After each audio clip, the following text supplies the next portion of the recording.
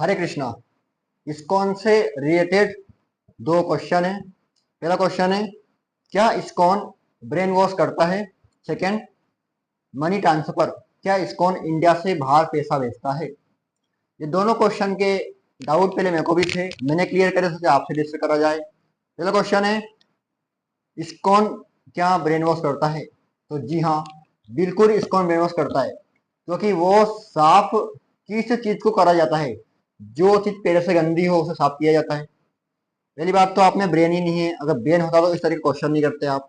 मान लीजिए कि ब्रेन है भी सही, तो उसमें इतनी नेगेटिविटी, इतना कचरा, इतनी गंदगी भरी हुई है, तो इस्कॉन क्या करता है? उस नेगेटिव आपके ब्रेन में से उस नेगेटिविटी को बाहर निकालता है, पूरा कचरा पहले बाहर निकालता है, फिर उसमें कुछ अच्छी चीजें डालता है, भगवत गीता की टीचिंग्स, भागवतम की टीचिंग्स, रामायण की टीचिंग्स, भगवान के बारे में, तो कहीं ना कहीं उसमें अपना ही बेनिफिट है। सेकंड क्वेश्चन, क्या मनी ट्रांसफर, क्या इस्कॉन बाहर पैसा भेजता है? तो मैं आपकी जानकारी के लिए बता दूं, ऐसा बिल्कुल भी नहीं है। ये क्वेश्चन जानने से पहले आपको दो चीज पता होना चाहिए, जैसे इस्कॉन के फाउंडर आचार्य कौन है और इस्कॉन का मतलब क्या है। तो पहला जो इस्कॉन के फाउंडर आचार्य है वो है हिज डिवाइन ग्रेस एसी भक्ति वेदांत स्वामी श्रील प्रभुपाद, और इसकी जो स्थापना करी गई थी वो 1966 में करी गई थी न्यूयॉर्क में।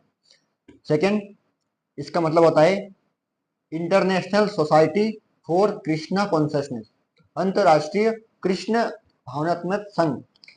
भगवद गीता जो यथारूप है, इसके पीछे पूरा लेखक परिचय दे रखा है श्रील प्रभुपाद के बारे में, आप पढ़ सकते हैं, देखिए पूरा लेखक परिचय है। उसमें दे रखा है कि 1965 में जब श्रील प्रभुपाद एक बालवाहक जलयान द्वारा प्रथम बार न्यूयॉर्क नगर में आए, तो उनके पास से पैसा भी नहीं था। जब पहली बार वो शिप में गए थे न्यूयॉर्क, अत्यंत कठिनाई भरे लगभग एक वर्ष के बाद जुलाई 1966 में उन्होंने अंतरराष्ट्रीय कृष्ण भावनात्मक संघ की स्थापना की, इस्कॉन की स्थापना। 14 नवंबर 1977 ईस्वी को कृष्ण बलराम मंदिर श्री वृंदावन धाम में अप्रकट होने के पूर्व तक श्रील प्रभुपाद ने अपने कुशल मार्ग निर्देशन के कारण इस संघ को विश्व भर में 100 से अधिक मंदिरों के रूप में आश्रमों, विद्यालयों, मंदिरों, संस्थाओं और कृषि समुदायों का बृहद संगठन बना दिया।